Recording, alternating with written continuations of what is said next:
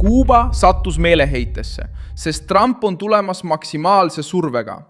Ja kommunistlik režiim vastas nii, nagu nurka surutud režiimid tavaliselt vastavad, püüdes muuta hirmu sõjaliseks ähvarduseks Ameerika Ühendriikide vastu. Sellel esmaspäeval, 18. mail 2026, süvenes kriis teatega, et Havannal olevat üle 300 sõjaväedrooni ja arutatavat nende relvade kasutamist Ameerika Guantanamo baasi, USA laevade ja isegi Key Westi Floridas vastu.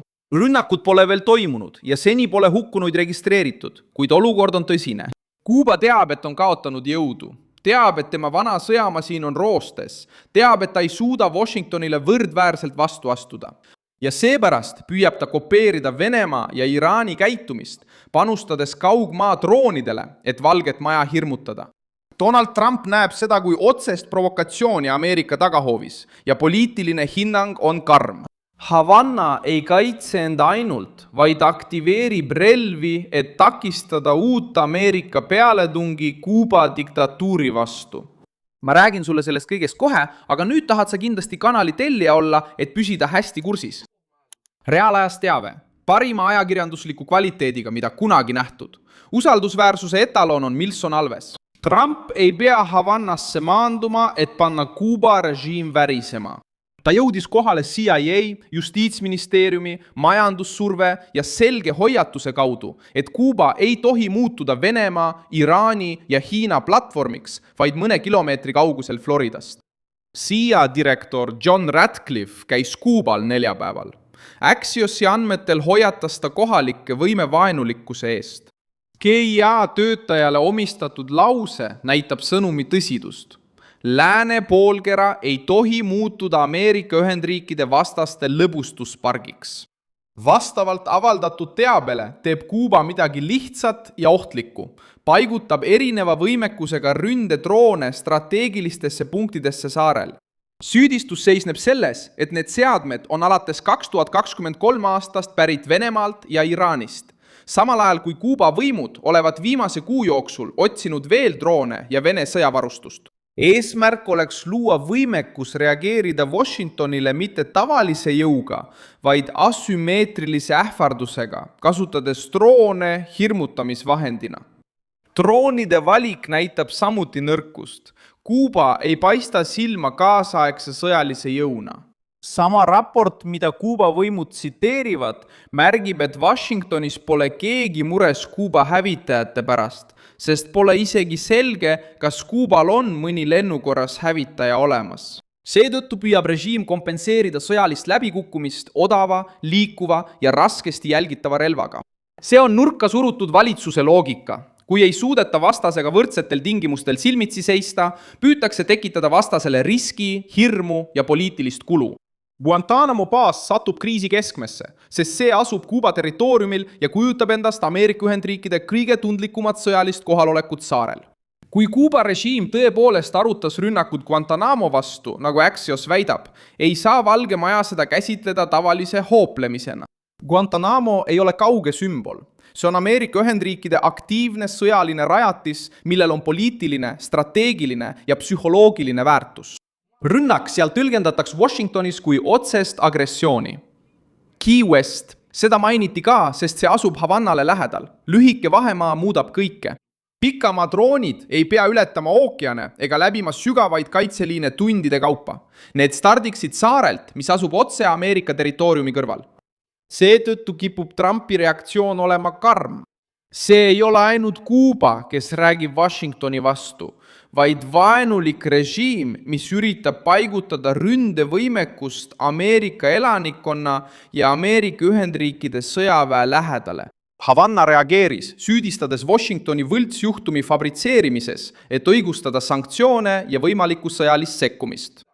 Välisminister Bruno Rodriguez ütles, et Kuuba ei ohusta ega soovi sõda ning kinnitas, et saar valmistub välisagressioonile vastu astuma enesekaitseks. Kuid vastus ei lükanud ümber põhipunkti. Reutersi andmetel ei maininud Rodriguez selgesõnaliselt droonidega seotud süüdistusi. See lünk hoiab surve avatuna. Valge Maja vaatab Kuubat kui osa suuremast mängust. Hoiatus ei puuduta ainult Havannat. Axiossi poolt viidatud raport räägib Iraani sõjalistest nõunikest Kuuba pealinnas, Venemaa ja Hiina luureasutustest, mis koguvad signaale, ning Kuuba huvist õppida, kuidas Iraan suutis vastu pidada Ameerika sõjalisele survele. Washingtonis on poliitiline tõlgendus tõsine. Kuuba püüab muutuda väikseks eelpostiks Ameerika Ühendriikide vaenlastele Kariibi mere piirkonnas. Iraani kohalolek muudab kriisi tooni, sest droonidest on saanud üks enim kasutatud relvi viimastes konfliktides.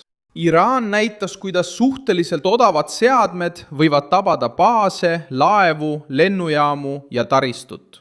Kui Kuuba püüab seda loogikat kopeerida, siis režiim ei osta ainult relva, see ostab meetodi.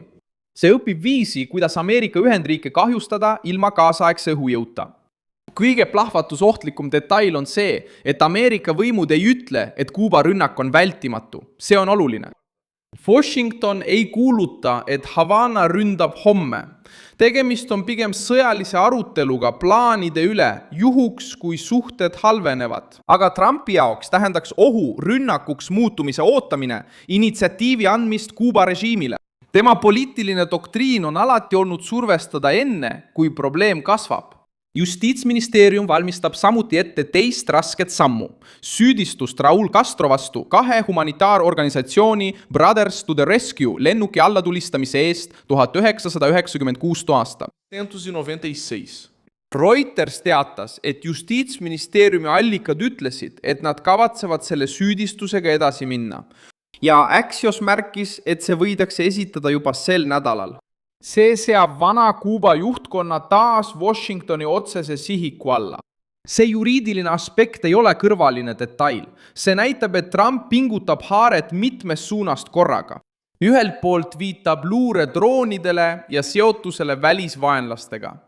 Teisalt sihib Justiitsministeerium kastristliku eliidi ajaloolist vastutust. Vahepeal võivad sanktsioonid suureneda. Kombinatsioon on selge. Kuuba ei seisa silmitsi ainult halva uudisega.